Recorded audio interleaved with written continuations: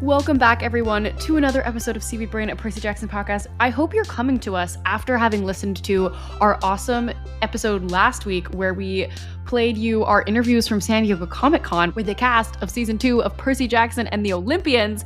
If not, go back and listen to that first and then come here, because frankly, that was going to be more exciting than what you're getting today. Today is just Carter and Erica talking about the teaser trailer because we didn't have time last week because we had more important things to get to. Stick around for thoughts. With a major selection of the looks your kiddos love, starting at just $4 in the Walmart app, a new school year means a stylish new them. Who knew? Find skater skirts and Crocs that say, I'm casual but cool. Sparkly sneakers that say, it's my classroom, you're just learning in it. And preppy polos that say, I'm the teacher's pet, even if they're mommy's menace at home. Find their favorite styles starting at just $4 in the app. The Walmart you thought you knew is now new. I'm always looking for ways to show my cat how much I love her. And with Fancy Feast gems, I can pamper her whenever I want with a savory gravy on top of a gourmet mousse pâté. The pyramid shape makes serving simple, so all I have to do is peel and plate to make mealtime feel extra fancy. And with 2 entrees in every pack, it's easy to turn every day into the extraordinary. Fancy Feast gems. Ryan Reynolds here from Mint Mobile. With the price of just about everything going up, we thought we'd bring our prices down. So to help us, we brought in a reverse auctioneer, which is apparently a thing. Mint Mobile Unlimited Premium Wireless. How to get 30, 30, bit to get 30, bit to get 20, 20, 20, bit to get 20, 20, bit to get 15, 15, 15, 15, just $15 a month? Sold! Give it a try at mintmobile.com/switch.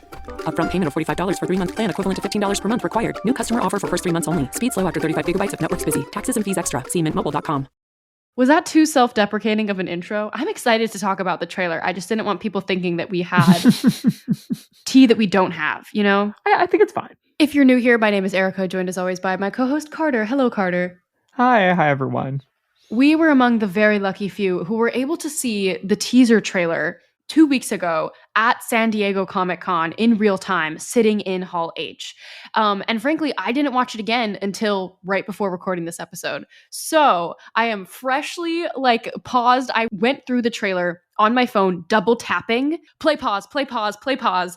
I've looked at it all. I'm excited to talk about it with Carter. We really have not talked about it because there was no time between us seeing the trailer at the Hall H panel and having to go straight into the interviews.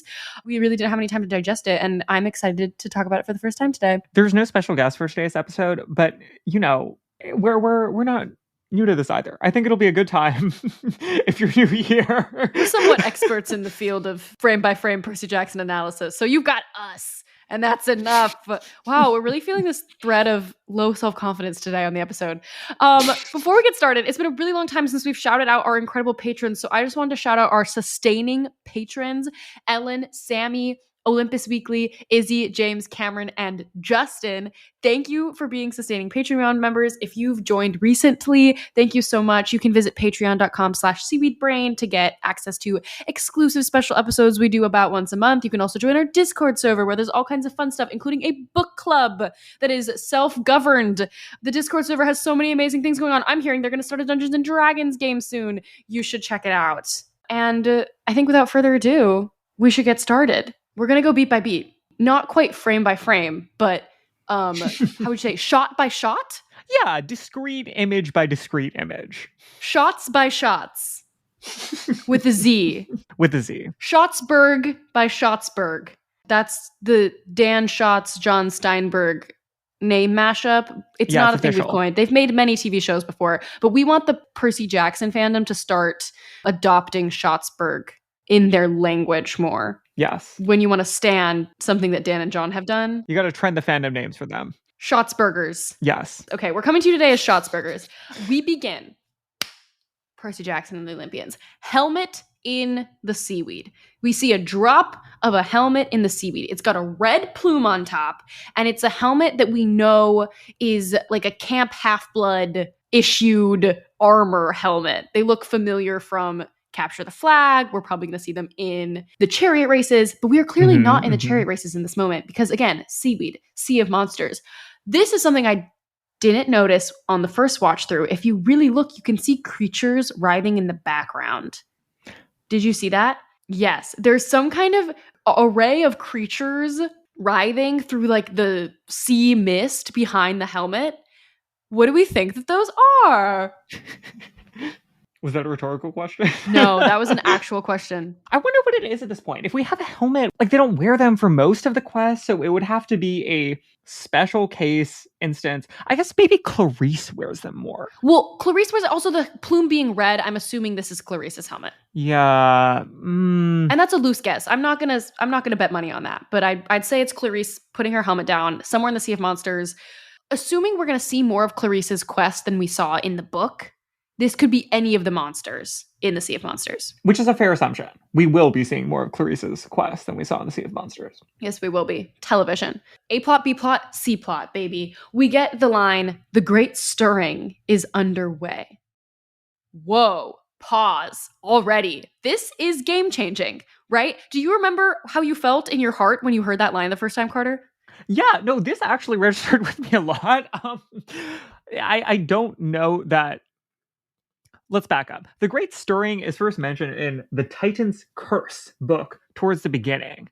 I believe it is Dr. Thorne who says this as he is sort of doing a villain speech to Bianca, Nico, and Percy outside of Westover Hall. Percy refers to it as the Great Stir Pot. Yes, when he's recounting the events later to Artemis after Annabeth fell off the cliff. So this is a thing that we've seen, I think, a pretty good amount throughout this, where we're sort of pulling key machinations, like things that are growing through the world as danger increases, and just key pieces of background information to humanize the primary cast of characters. All of that's getting yanked forward, which is part of it. I feel like we're trying to give ourselves more room in the later seasons to dive deeper and have less introduction, and it maybe it's like more of an even ratchet if we're doing it this way. All of which is to say, it makes sense for it to be here because we're going to the Sea of Monsters. The Great Stirring is about more monsters and different monsters and deeper, eviler, ancient monsters. The reason the Great Stirring, as you will recall, is so important in the Titan's Curse is because of Bessie, the Ophiotaurus. The whole of Titan's Curse, it's easy to forget, is about what creature Artemis is hunting, that the Kronos army is also hunting, because it's going to have like the Bane of Olympus, great consequence. Whoever can sacrifice Antros is going to have the power to destroy Olympus. It turns out to be innocent Bessie, and we learn the lesson of how it's important not to like destroy innocence at the end of the Titan's Curse. And so the Great Stirring is like the reason we get in the Titan's Curse for Bessie being back.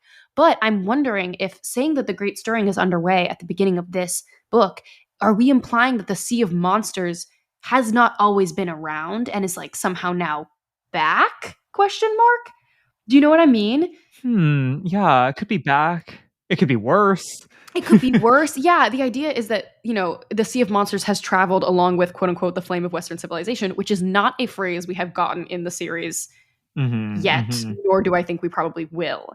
But in the book, the idea is like the Sea of Monsters used to be maybe somewhere else, and now it's in the Bermuda Triangle to correspond to wherever Olympus is at the time. I'm wondering if the Sea of Monsters is only here because of the Great Stirring, or like if there's just more big scary monsters because of the Great Stirring. Or if we're maybe like, I don't know, it feels like we're leveling up the Luke reveal that he has a full army of named demigods, and so I don't know, that like that doesn't have to be its own standalone thing, and now we will also meet the monsters and Luke's army as sort of joint with that.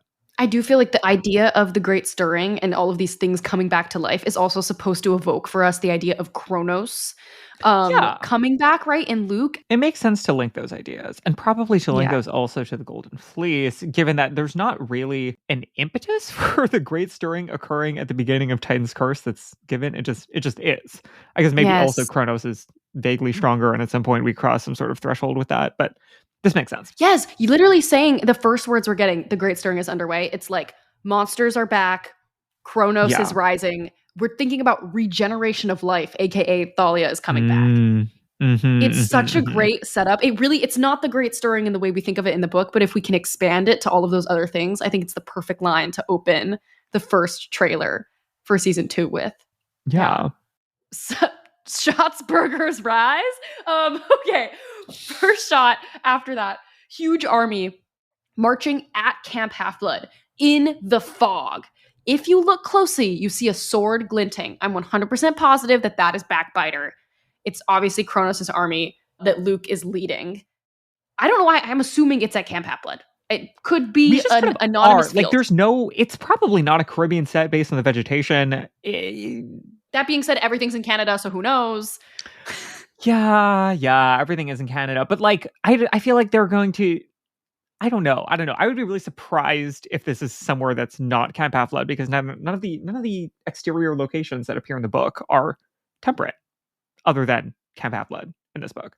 And it's very temperate. Lots of fog, lots of deep green grass. Yes. And I think it is very, like, clearly in their prop design that Backbiter is the only thing that shines like that. It has its own color.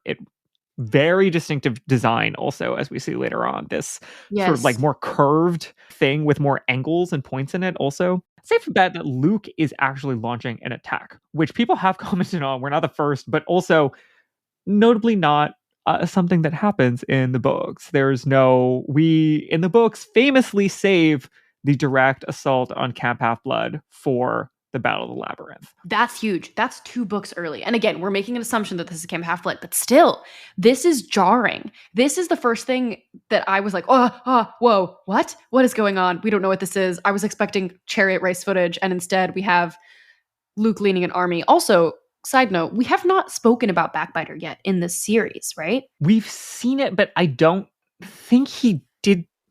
Did he explain it? It hasn't been named. It hasn't been explained that it kills mortals and demigods. Put a pin in that. Yeah. I'll come back and double check. But I'm 99% sure that there was no piece of dialogue that dropped in the woods at the end of season 1 during that sword fighting scene. So it would make sense that we're starting to introduce Backbiter a lot in different shots in this teaser. From the army, we cut to Walker's face as Percy looking up. He is wet. It's raining. We're on the deck of a ship. And then we cut right to Leah's face. She's looking up. Wet, raining, same deck of the ship. Then we cut to Arian's face as Grover. He's not on the ship because famously, he's not part of the trio this season. He's on his own quest. He is somewhere in a tropical setting with actual tropical plants, not just Canadian greenery. Discovering the panpipes for the first time, which is an exciting addition. He looks at them. They're on a satyr skeleton. You can tell it's a satyr skeleton because it's got these big horns. He's clearly on his quest, trying to find Pan. I'm wondering if every season Grover is going to encounter another dead uncle. I think that would work really well. We need to find a way to weave a dead uncle into the Titan's curse. Yeah, I guess I don't think it would be hard at all. Yeah. Yes, this is exciting because in the books, we don't really know about how Grover comes upon his panpipes. It's just kind of a weapon that satyrs are assumed can use.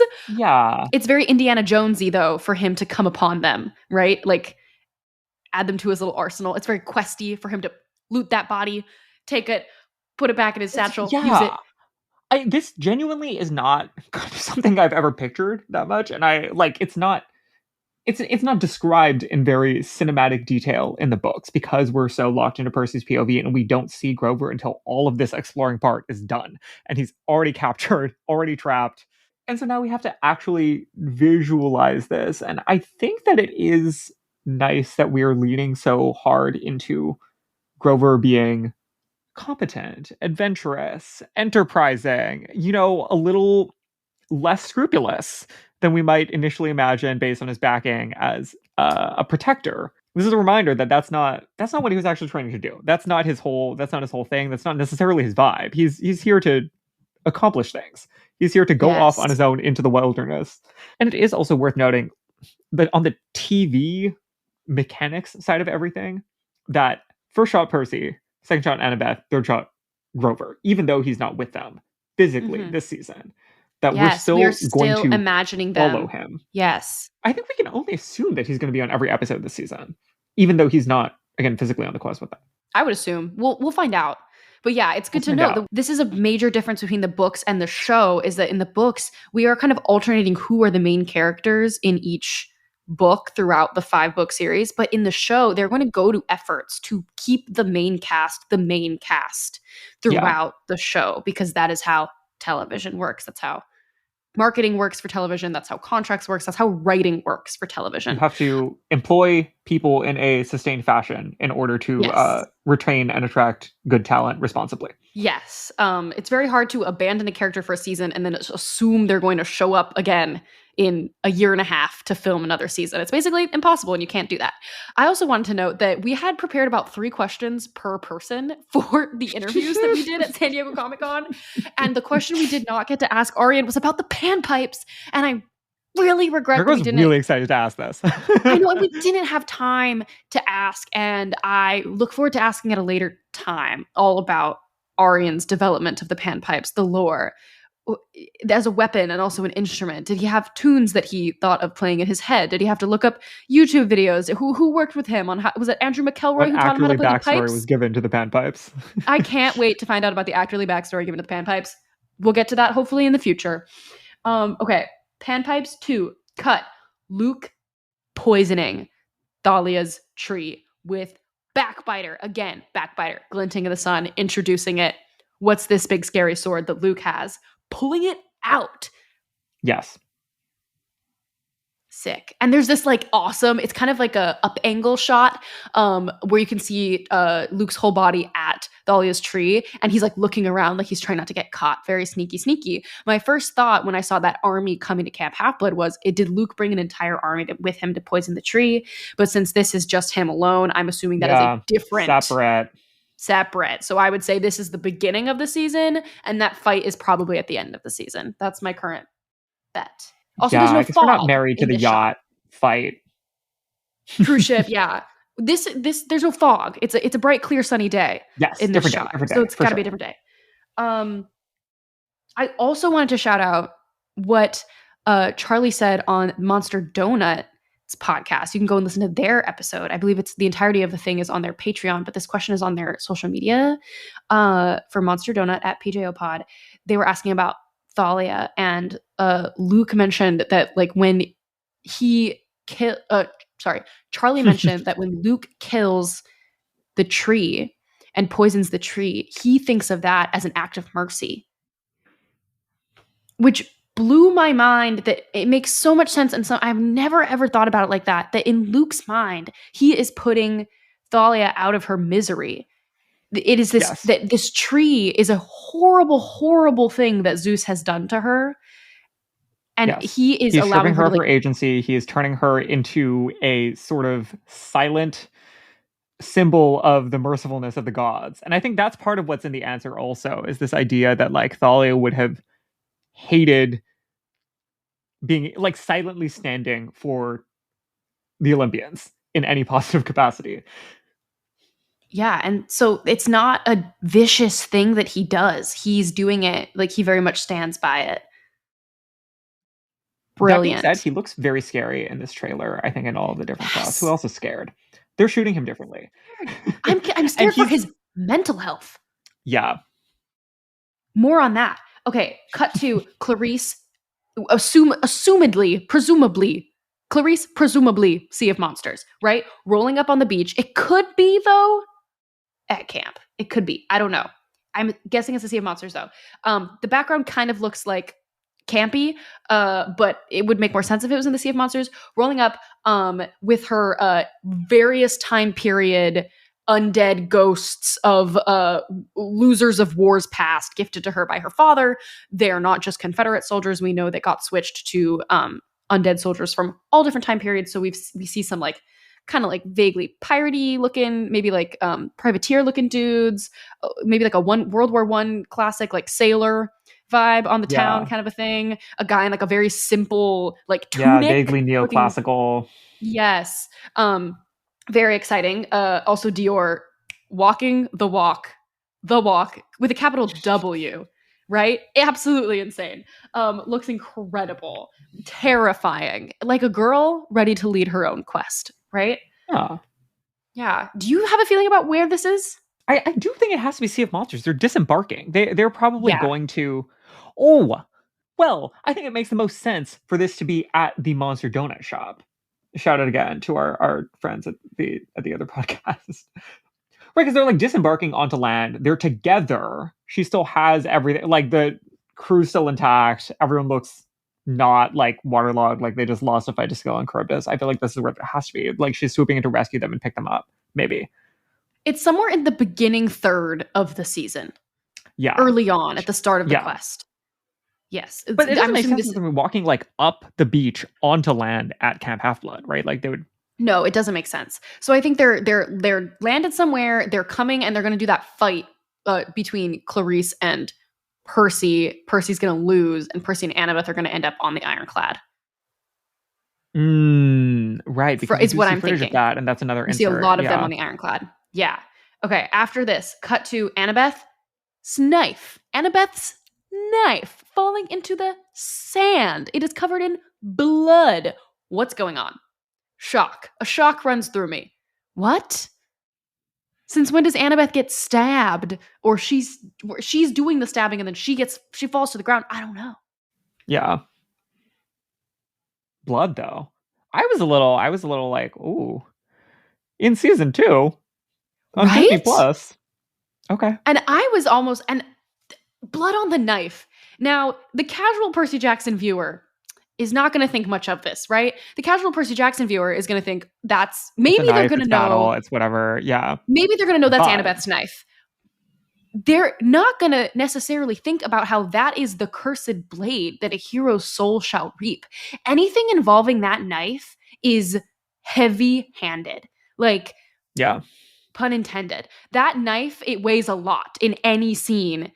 And if it's going to be covered in blood, that is some kind of an allusion to the Great Prophecy. It's going to be something that we should take note of involving her relationship with Luke. Yes, I think that's right. And we do also know that we're going to get that flashback scene of Luke, Annabeth, Thalia. But this is sand. No, I mean, like, it's not in the flashback scene. But I'm saying, like, as far as, like, what the knife means, I think this is where we're starting to lay the groundwork for that, right? This is where we're going to witness probably him giving her the knife for the first time.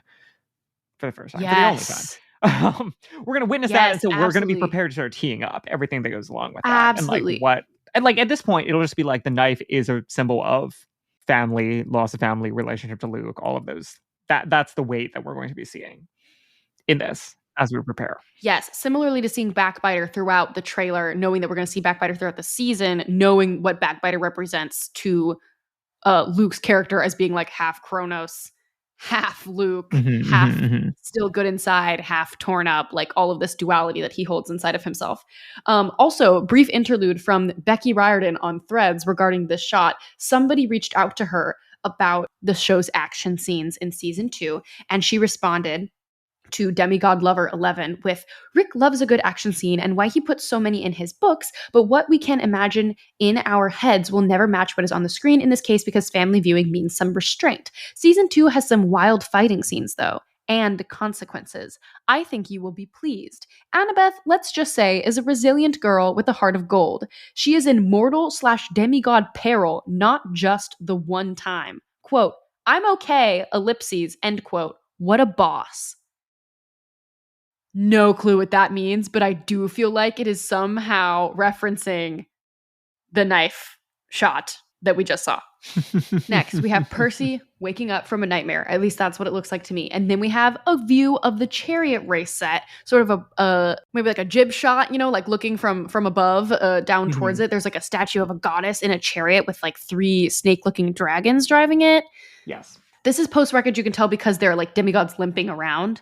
But it's bright. It's colorful. I was so excited to see a scene that was like lit in the sun. That was my first thought, honestly, even about the nightmare scene that preceded this one. I was like, we can see everything. Like there are hard lines at the edges of buildings and people, even though this is a night shot, because there's so much like of this like deep, rich green lighting from around everywhere. I'm excited. Then we cut to Lin-Manuel Miranda. He's back.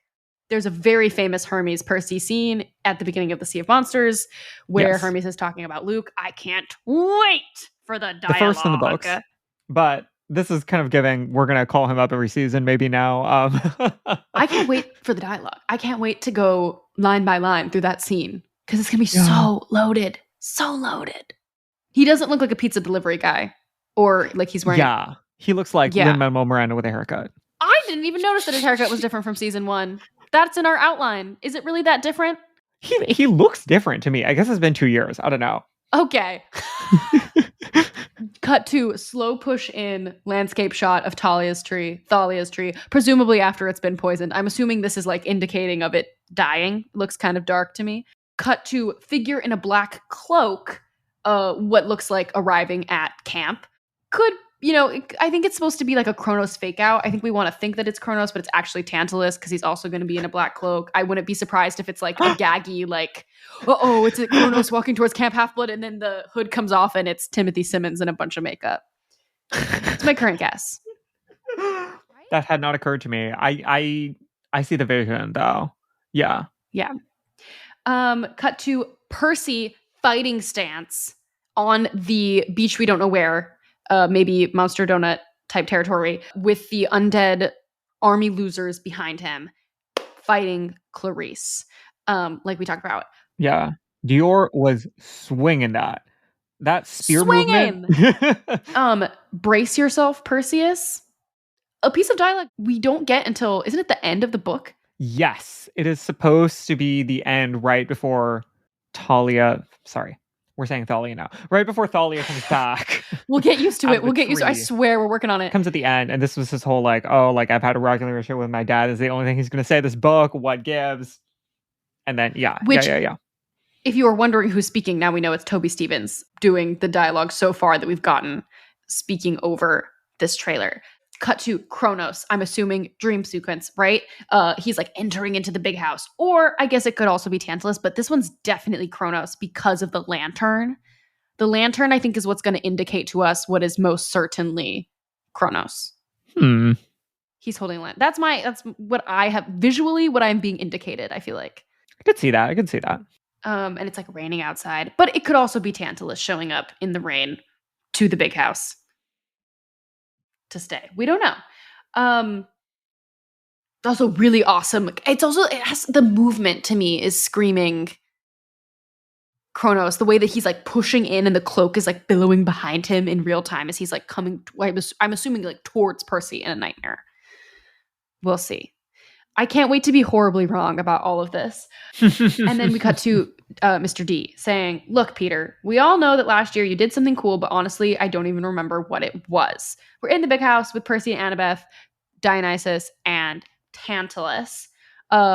Walker as Percy just looking pissed. We know this is like the very beginning of him arriving at camp because he's in his Merryweather prep jacket, that red jacket. And I hate that I immediately recognized these outfits from when people were posting photos of set a long time ago. Don't stalk the set. PSA. Taking a moment to do a PSA while we're here, now that they're filming season 3 again. We would have recognized them as Merryweather prep jackets without the stalking photos. So really, they also accomplish nothing. There's no need to stalk. I had also forgotten that a lot of what we're getting from Tantalus is going to be this duo routine with Dionysus. And that is really, if we think about what we know Timothy Simon for, it is for being this kind of like annoying, over-the-top, sycophantic person at the edge of a kind of domineering, mean comedic performance. I'm excited. That's his bag. Are you so excited to watch Timothy and Jason Mantzoukas just like improving? Yeah. I can't wait. Oh, I'm so excited. And they're improving like with hatred towards children. It's gonna be fun for all. Family fun for all. Okay, background music comes in, right, Carter? I believe it is a haunting choral rendition in a sort of like old-timey, like this is what you do to like juice up a trailer style. I think it is Come Sail Away by Styx. Like these and sort that's of the one that's yacht like, rocky away, songs. Sail away. The very same. Yeah. The one that is like lots of very sort of like open chord harmonies from like all these guys. Would we call it yacht rock? I would call it yacht rock. And the band is Styx. I did not know what the band's name was until I looked this up. Fun detail. Also, side note, fantastic yacht rock documentary. I want to say it's on HBO Max. I watched it like 3 times in a row on Thanksgiving. It was just like playing at the Airbnb I was at. Really good stuff. One of the band members from Paramore is in it. Anyway. Oh, Zach? Also, Yacht Rock, hear me out. Yacht Rock, Princess Andromeda, the soundtrack of the Sea of Monsters. I can only assume that's where they're going. Yeah. I can only assume we're all on the There's same also page. some like interesting like bear sound cues at the beginning that are telling us that we're drawing from a lot of the classical nautical. It's going to be big horns. It's going to be sort of like whooshes, sustained, sort of like held out chords. I'm excited. Yes.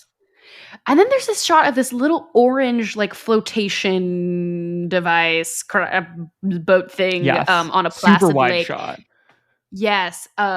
This could be the first like boat that Percy and Annabeth and Tyson get on. This could be like Tyson survival boat after the big explosion at Scylla and Charybdis. I don't know.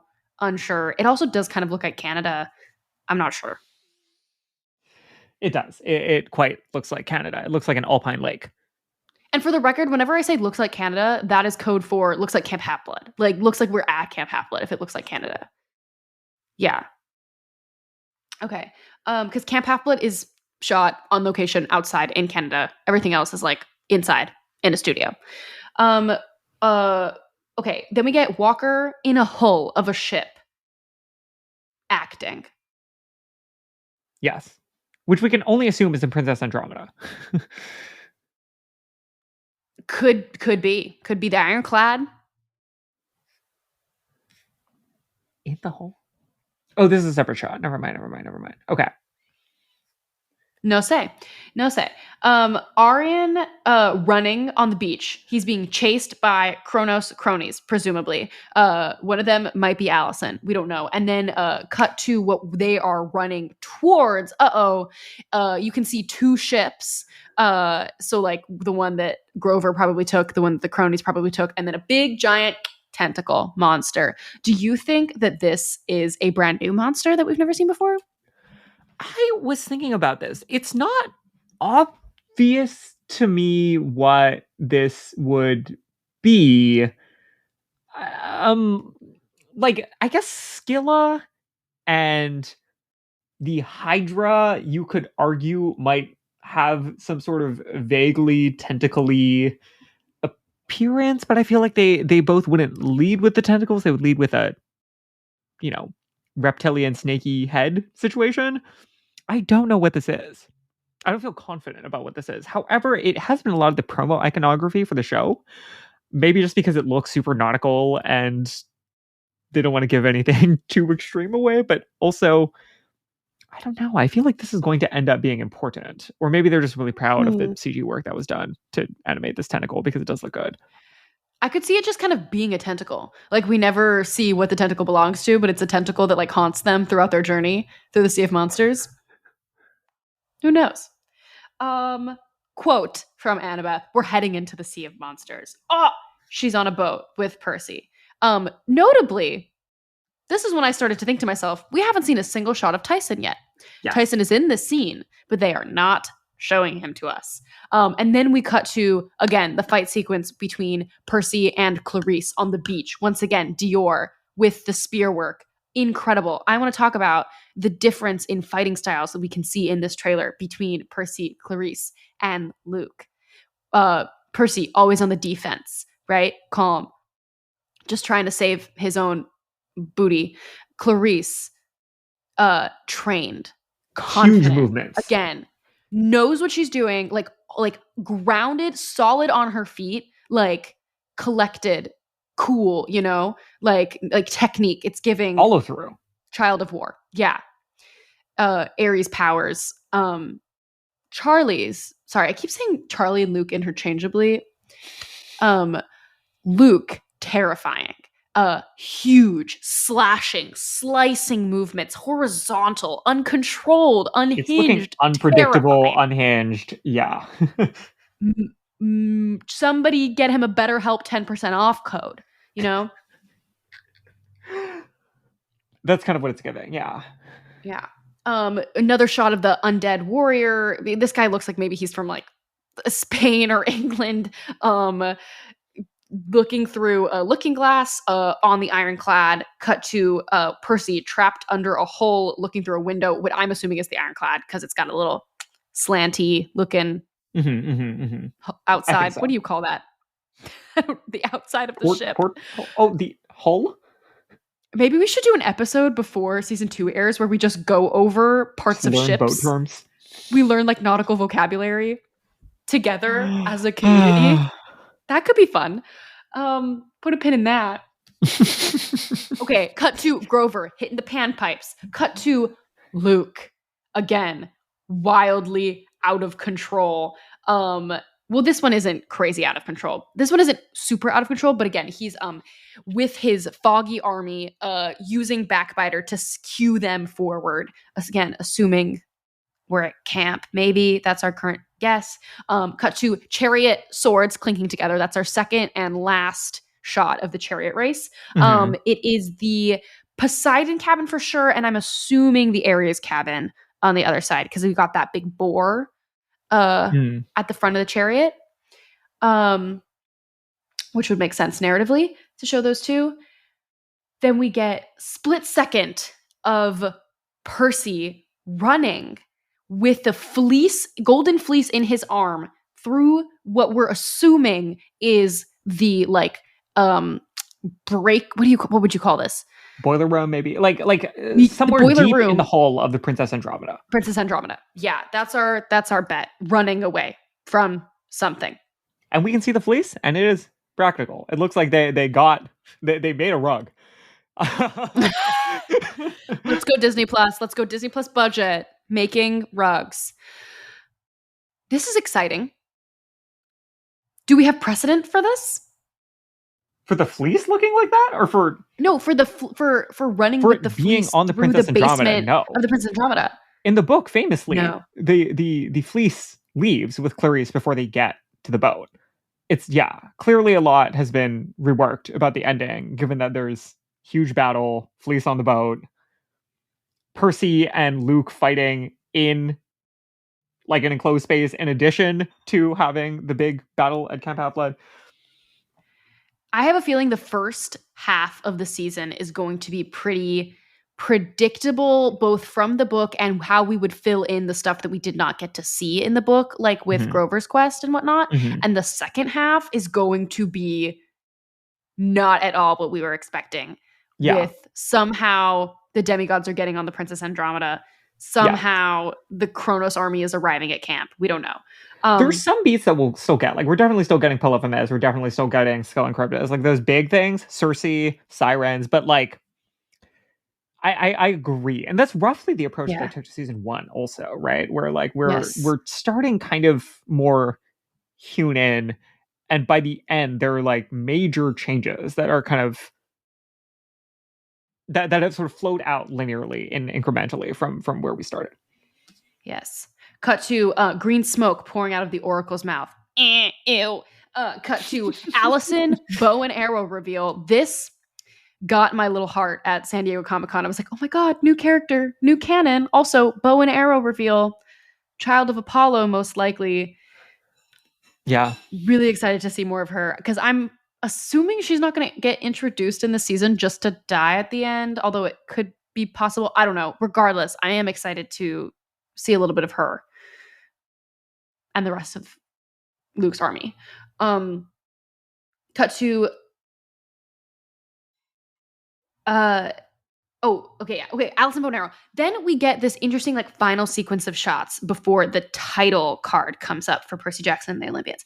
This is Luke at that big like foggy potential camp fight, bringing a sword down, and we're looking up at him so we can't see who he's bringing the sword down on yet, but he's like wildly like violently like slamming Backbiter down into somebody. From there we cut quickly to a close-up of Walker's, just his eyes. His face is wet and he blinks, and then we cut to Charlie, as we cut to Luke clearly bringing the sword down onto a bloody-faced Percy, but he is not the Percy from the shot right before where he was blinking. He's Percy, blood on his face in an orange camp shirt with like camp issued armor on the grass, which again is why I think this final fight is at Camp Half-Blood somehow. He's about to get smashed by Backbiter, and then a trident comes out of nowhere and stops Backbiter from slamming into him, which to me is absolutely the Tyson reveal that Tyson is still alive. Oh, interesting. I think but Tyson definitely has to be there for Polyphemus, right? Do you think that they would move that and then? I don't know. Maybe it's not the Tyson reveal that he's still alive, but I do think it's Tyson coming in with a trident to save Percy's life. Interesting. The more that I'm thinking about it, I wouldn't bet any money on this, but I am wondering increasingly if there isn't like some of the energy of some of these things to me is giving Percy maybe also experiences the sirens somehow.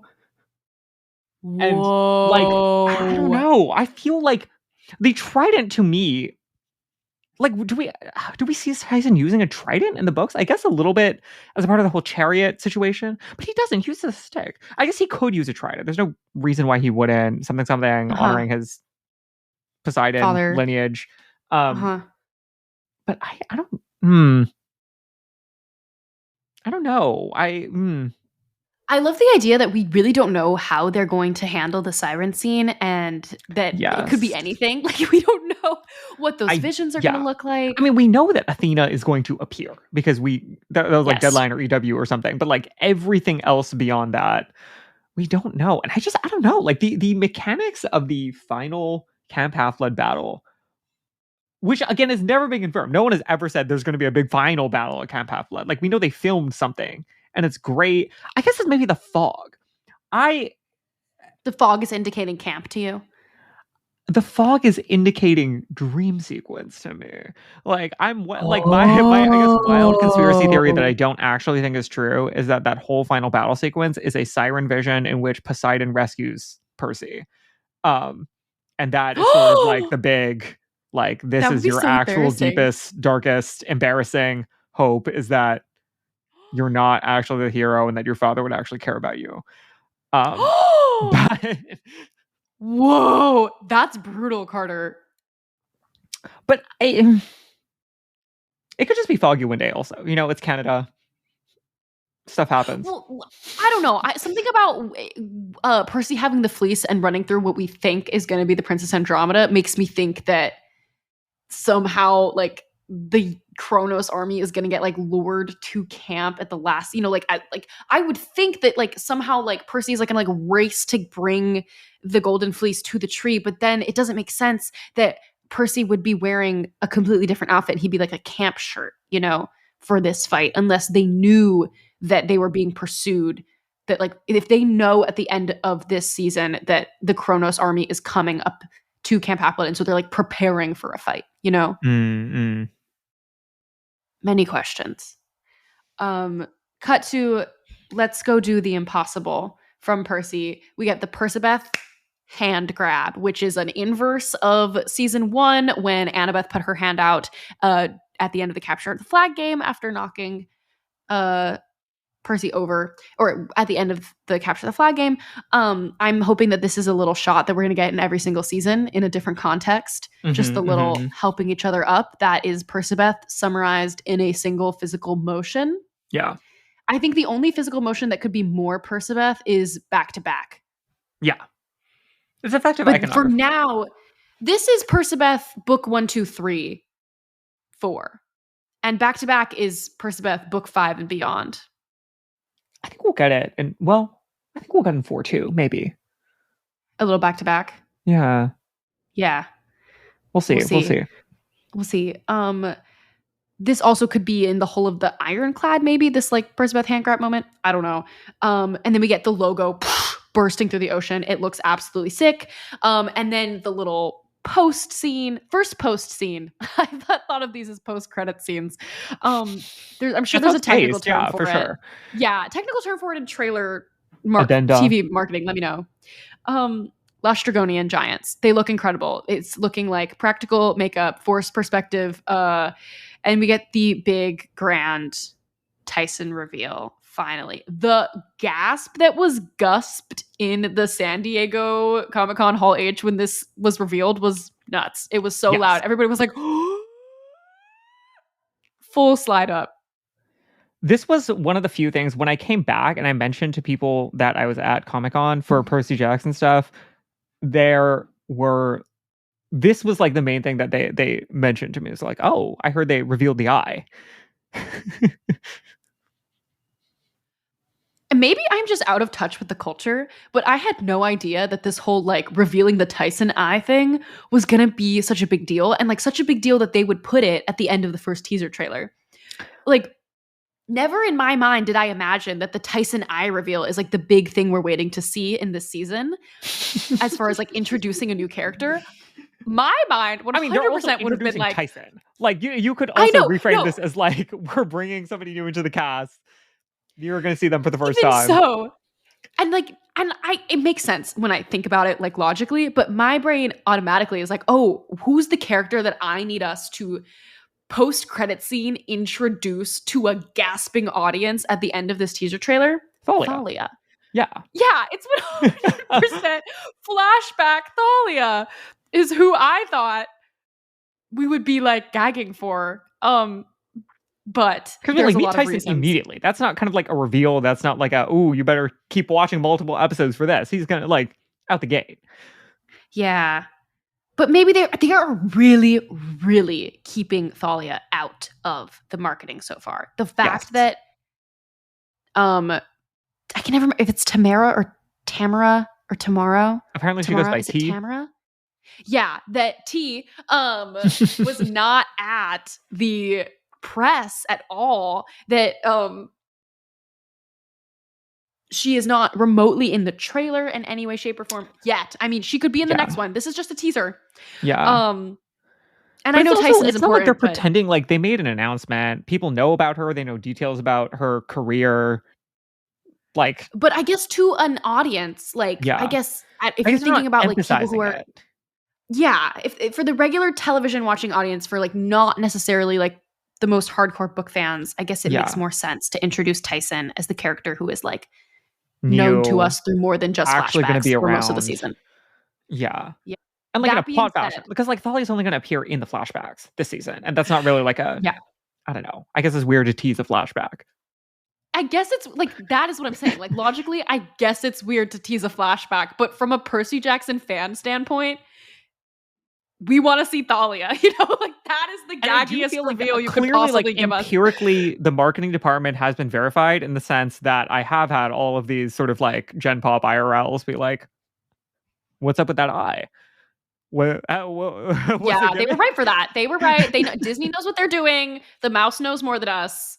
Yeah. However, one quick note about that. Grace. If you've heard Gen Pop talking about this, let us just say, how I think the eye in motion gagged everybody. We were all enthralled, living, loving. Like I'm excited. The way that they've described the eye technology is that they're capturing more aspects of the performance. Like they've figured out a way to do it where like the actual movement of someone's eyebrow and pupil and everything are like all those aspects of an actor's performance are being put together into this, as opposed to just sort of like green screening out the middle of a face and putting something in there that is different. Yes, I'm really looking forward to Eric Henry, who I'm assuming was the chief person for this, being the VFX supervisor for the show, talking more about that technology and the way that they designed the eye to take Daniel's performance and put it into what we are seeing as the single eye and the single eyebrow. Daniel seems to be really happy with how it turned out. So I'm excited to, like, once we get to see the episodes and talk to more of the team, to talk to them specifically about that process and like the filmmaking aspect of how they brought this eye, how they advanced CGI Cyclops eye technology to help the acting performance be preserved. I suppose we might as well do a Mike shout out. I believe it's on the Newest Olympian. Is it Mike's question? Where they talked about Daniel seeing the eye for the first time. I think that's Newest Olympian. Yeah. Go check out Mike's podcast for that question. Somebody at our table asked a really great question about the eye, which is how we know Daniel is happy with it. All right. And then it's the Disney Plus logo, which I swear it's like a golden fleece. They made it gold. I think it's a golden fleece. I really think it's a nod to the golden fleece, like animating the Disney Plus logo. And then we have the second post-credit scene, which is the Grey sisters in the cab. Delightful, delightful. So this is your boyfriend, huh? I never said boyfriend. I never said boyfriend. I believe you. Delicious. Kristen Shaw is really becoming like a Disney Plus staple. It's James Bob. It's the James Bobin friend group mafia. Is it insensitive to say mafia? I don't think it so. Is. What are the Italians going to do? It's the James Bobin friend group mafia. My main thought in the scene, aside from this is a Grey Sisters Stan podcast and always will be, is that Leah's Annabeth looks so little. And the like, I never said boyfriend. It really is giving 13 to the max. I really liked this. Everything about this, I know that they're going to eat. Margaret, in particular, I have to say, looks incredible and so funny. The glasses that they picked for her, these humongous square shapes. She is so freaking funny. The first thing that came into my mind, and I'm staring at the screenshot in our outline right now of this moment, because she's like not moving and just like staring with no eyeball right at the back seat, was Sam from iCarly. Just like everything about Sam from iCarly is just imbued in this. She's making Margaret Cho Grey Sisters performance. Yeah, it's the same exact thing. The Grey Sisters do have multiple teeth. We did have a Kristen Shaw having teeth reveal. It's okay. Yeah, they do have multiple teeth. It's okay. We can use a suspension of disbelief. And we can also concede. So it's a give and take. Yeah. One eye, the aesthetic is multiple right, teeth. Though. I want to say shout out to Set Deck. Shout out to Set Deck for how stunning the interior of this cab looks.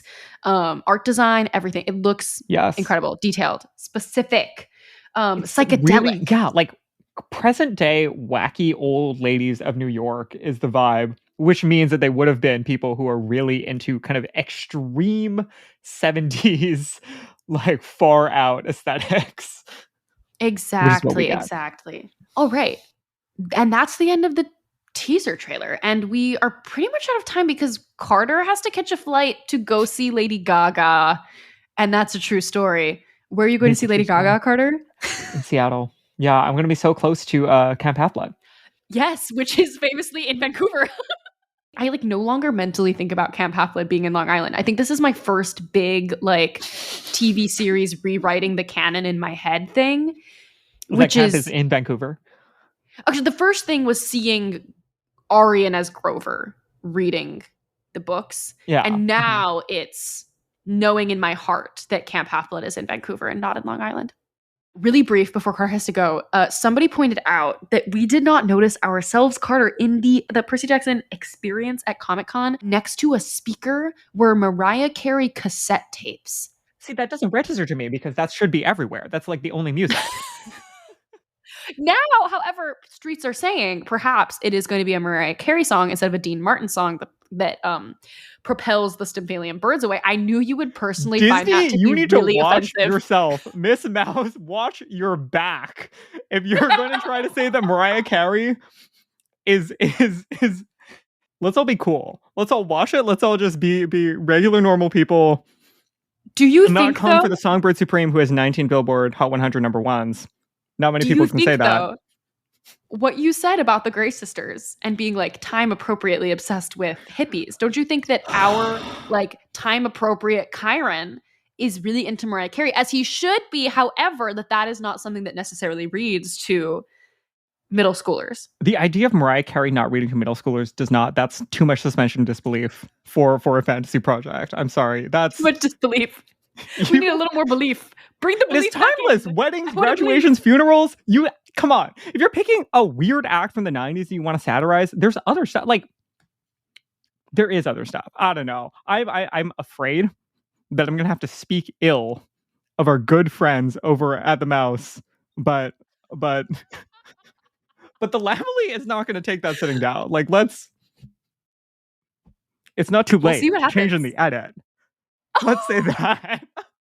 Who knows? It could have just been a cute little. It wasn't necessarily an Easter egg. Could have just been. Maybe the Gray sisters are going to play Mariah Carey because I think she's a good songwriter and a vocalist. How about that? Only time will tell. If Carter quits this podcast, this might be the reason why in the next 6 months. The last thing I just wanted to leave us out here as Carter furiously runs to their flight to go see Lady Gaga is a clip of John Steinberg talking to Deadline about none other than the greatest love story ever told. I have nothing to say about this clip, which is why I'm just going to play it for everybody. And I want everybody to know that amongst Persebeth scholars, Erica Ito, Carter Nakamoto, Leah Savay-Jeffries, Walker Scobell is also Jonathan E. Steinberg. This is podcasting realness, putting a phone up to the Shure microphone. And to try to figure out what makes me care, what makes me feel like I can't wait to turn the page and find out what happens next between these two people. And I think specifically in this story, the idea of being able to tell the next chapter of a Percy and Annabeth story that ended in season 1 in a moment of feeling like these are two really lonely kids who finally found a best friend. And it ends in a hug. And friendships don't end in a hug. Friendships get complicated, especially when you're 14 years old. And so I think, really understanding how we wanted to approach that and how we wanted to tell you the story about these two kids. Everything else in the show is orbiting that center of gravity. And so I think the hope is that if it's emotionally true, and if you're telling a story worth caring about, that's where you start. And then hopefully, if you get it right, the fans are going to follow you into that investment also. Period.